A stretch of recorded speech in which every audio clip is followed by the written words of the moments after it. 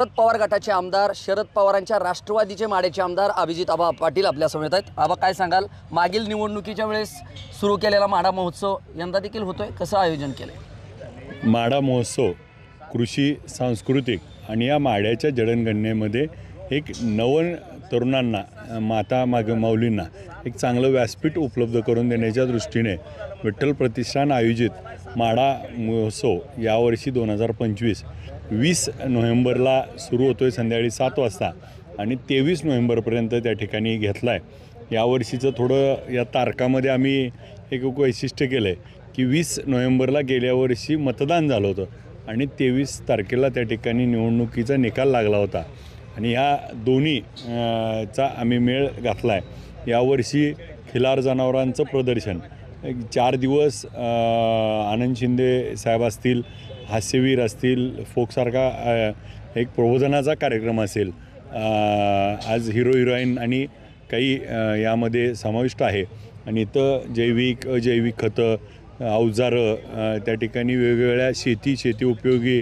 महिला बचत गट अशा यांचे स्टॉल देखील यामध्ये आहेत आणि गेल्या वर्षीपेक्षा चांगल्या पद्धतीने यावर्षी प्रतिसाद मिळेल। माझे आपल्या सर्वांना या निमित्तानं आव्हान आहे की आपण सगळ्यांनी जास्तीत जास्त या प्रदर्शनाला भेट द्यावी, सांस्कृतिक कार्यक्रमाचा लाभ घ्यावा आणि आपल्या सगळ्याची उपस्थिती प्रार्थनीय आहे। आपण सर्वांनी यावं असं आव्हान करतो, विनंती आपल्याला करतो। आपल्या सर्वांचा पाठबळ हे या महोत्सवाचं त्या ठिकाणी ताकद आहे। ज्या पद्धतीने आपण पाहिलं, मागच्या निवडणुकीच्या वेळेस देखील आपण महोत्सव घेतला होता, टीकास्त्र टीकेचे बाण आपल्यावर फार आले होते। यंदा देखील जिल्हा परिषदची निवडणूक लागते, तोंडावर येऊन टिपले, कुठंतर राजकीय सगळ्यात महत्त्वाचं जे टीका करतायत त्यांना राजकारणाशिवाय दुसरं काही दिसत नाही, मग त्यांना 30 वर्ष करता आलं नाही। आता गेल्या वर्षी योगायोगानं निवडणूक होती, आत्ता पण निवडणूक आहे, पुढच्या वर्षी पण महोत्सव असणार, पुढच्या वर्षी तर निवडणूक नसणार आहे, परंतु ही परंपरा आहे आणि ही परंपरा अखंडित त्या ठिकाणी चालू ठेवायची आहे। मला या निमित्तानं सांगायचं आहे की त्यांनी देखील आपण अराजकीय या माड्याच्या सांस्कृतिक वैभव, कृषी वैभव वाढवण्यासाठी सर्वांनी अराजकीयरित्या याच्याकडे पाहावं। ज्या पद्धतीनं आपण जर पाहिलं असेल तर आपलेच प्रतिस्पर्धी असलेले विधानसभेला ज्यांच्या विरोधात आपण टक्कर दिली तेच रणजितसिंह भुवनरावजी शिंदे जे ते भाजपामध्ये गेलेत, कुठं जिल्हा परिषदेला सामना होईल तुतारी विरुद्ध भाजप कमळ? नाही, सगळ्यात महत्त्वाचं काय आहे, इथं प्रस्थापितांच्या विरोधात आम्ही सगळेजण त्या ठिकाणी आहोत, त्यामुळं ते कोणत्याही पक्षात गेले तर त्यांचं जनमत हे त्या ठिकाणी त्यांना का जावं लागलं, का तर त्यांनी जिल्हा दूध संघातला काही भ्रष्टाचार असेल, काही गोष्टी असतील ज्या अवैधरित्या असतील, अशा अनेक गोष्टी आहेत ज्या त्या ठिकाणी त्यांना कुठंतरी अडचणीच्या ठरू शकतात, म्हणून त्यांनी त्याचा निर्णय घेतला असावा असं मला वाटतं। परंतु त्याचा ह्या जिल्हा परिषद पंचायत समितीवर फार परिणाम होणार नाही आणि लोक त्या ठिकाणी जे प्रस्थापिताला हटवण्यासाठी एकत्र आलेत, हे सर्व आम्ही एकत्रित्या पुढच्या काळात देखील विजय आम्ही संपादन करूया। ज्या पद्धतीनं आपण जर पाहिलं तर नगर परिषद निवडणुकांमध्ये वेगळी काय तर तुम्ही राजकीय ट्विस्ट खेळताना पाहायला मिळते। पंढरपूर नगर परिषदेमध्ये तिसरी आघाडी करण्याचं नेमकं काय विजन काय? एकीकडे प्रणिता वालक्यांना आपण जे एकीकडे पाठिंबा देण्याचं चाललं होतं, मात्र तिसरा उमेदवार उभा करण्याचं काय, कुठं तर आतून फडणवीसांना मदत?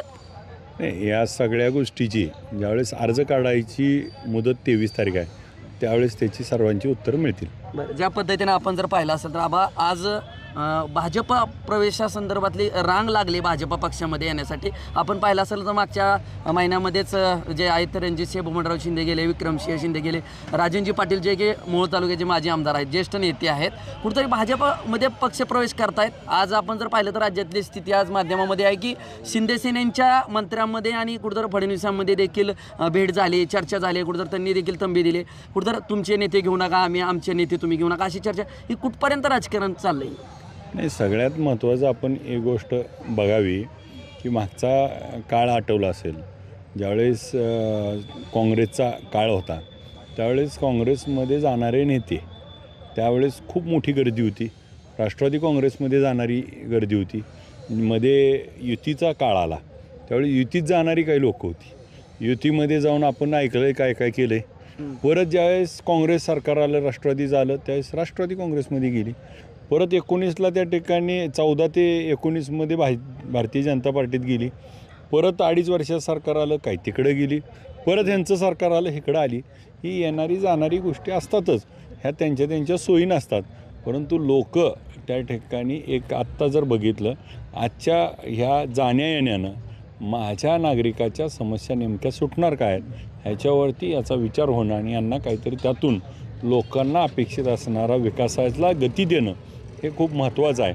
आणि यासाठी मी आपल्याला सांगतो की एक लोकप्रतिनिधी म्हणून मी ज्यावेळेस सभागृहात आपला प्रश्न मांडतो त्यावेळेस सकारात्मक मुख्यमंत्री आणि त्यांचे सर्व मंत्री ज्यावेळेस आम्हाला प्रतिसाद देतात आणि ज्यावेळेस आम्हाला त्यातून न्याय देण्याची भूमिका येईल त्यावेळेस खऱ्या अर्थानं माझ्या मतदारसंघातल्या लोकांना त्या ठिकाणी यश आल्यासारखं वाटेल. पक्षपार्ट्यापेक्षा पलीकडं जाऊन महाराष्ट्राच्या सर्वांगीण विकासावर आता चर्चा करणं अपेक्षित आहे आणि त्या दृष्टीनं आम्ही त्या ठिकाणी लाईन धरून आम्ही काम करू. ज्या पद्धतीने आपण जर पाहिलं तर सांगोल्यामध्ये एक वेगळी युती झाली आणि भाजपनं वेगळी युती केल्यामुळे माजी आमदार जे शिवसेनेचे आहेत ते शहाजीबापू कमालीचे आक्रमक आज झालेत. आबलेवर बलात्कार केल्यासारखी स्थिती भाजप निर्माण करते. म्हणते नेमकं काय? सगळ्यात महत्त्वाचं त्यांनी हे वक्तव्य का केलं याचं उत्तर तेच माझ्यापेक्षा चांगलं देऊ शकतात कारण ते खूप मोठे वक्ते आहेत. पण भाजपवर इथपर्यंत बोलायची वेळ येते म्हणजे भाजप खरंच कटू राजकारण करत नाही. आता कसं आहे प्रत्येकाला त्याचे अनुभव वेगवेगळे येतात. तुम्हाला चांगला आहे का? नाही मला दोन्ही अनुभव आहेत त्यामुळे भविष्यात त्याची उत्तर आपल्याला लवकर देऊ. याच्या पुढचं विजन काय असणार आहे? जिल्हा परिषद निवडणुका तोंडावर आहेत, कसं विजन असणार? नक्की ह्या निवडणुका आहेत.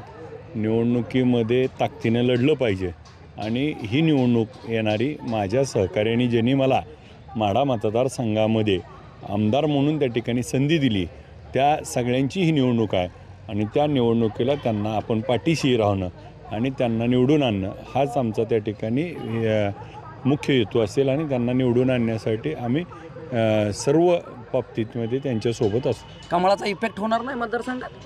नाही मग मला सांगायचं मी त्यावेळेस निवडून आलो ते त्यावेळेस ह्या विरोधी आघाडीतनं आलो आहे त्यामुळं काही इफेक्ट नाही आणि लोक आज जाण आहे लोकाला लक्षात येते काही फरक पडत नसतो. आबा शेवटचा प्रश्न ज्या पद्धतीनं उर्वरित जो आहे तो ऊस दराचा विषय समोर आला आहे. मागील काही दिवसापूर्वी जिल्हाधिकारी महोदयांनी देखील आपली साखर कारखानदारांची बैठक घेतली होती आणि 30 तारखेपर्यंत जो आहे तो दर जाहीर करण्याची. एकीकडे आलेगावच्या राजवे ॲग्रोनं 3000 रुपयाचा दर जाहीर केला आहे. आपला दराचा धपका कधी असणार आहे? आपल्याला देखील माहिती आहे मागे जेव्हा दर द्यायची वेळ आली त्यावेळी विठ्ठल सहकारी साखर कारखान्याने सर्वोच्च दर देण्याचं प्रथा सुरू केली.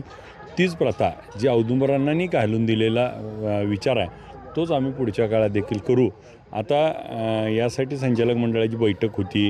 यावरती येणाऱ्या ऊस त्याच्यावर निघणारी साखर त्याच्यातून येणारं उत्पन्न आणि याचा मेळ घालून आम्हाला नेमका किती देऊ शकतो आणि मी किती देणं आणि दुसऱ्याला देणं भाग पाडणं माझा आपल्या निमित्तानं आव्हान आहे.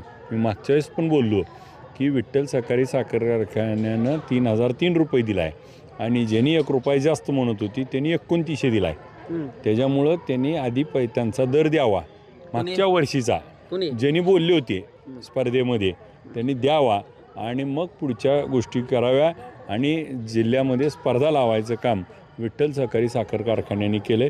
ती स्पर्धा अखंडितपणे चालू ठेवण्याचं काम देखील पुढच्या काळात आम्हीच करू. हे होते माढ्याचे आमदार अभिजितआबा पाटील. ज्या पद्धतीने येणाऱ्या काळामध्ये जे आहेत ते निवडणुका जे आहेत ते पूर्ण ताकदीनं लढवणार असल्याचा निर्धार जो आहे तो टीव्ही बोलताना व्यक्त केला.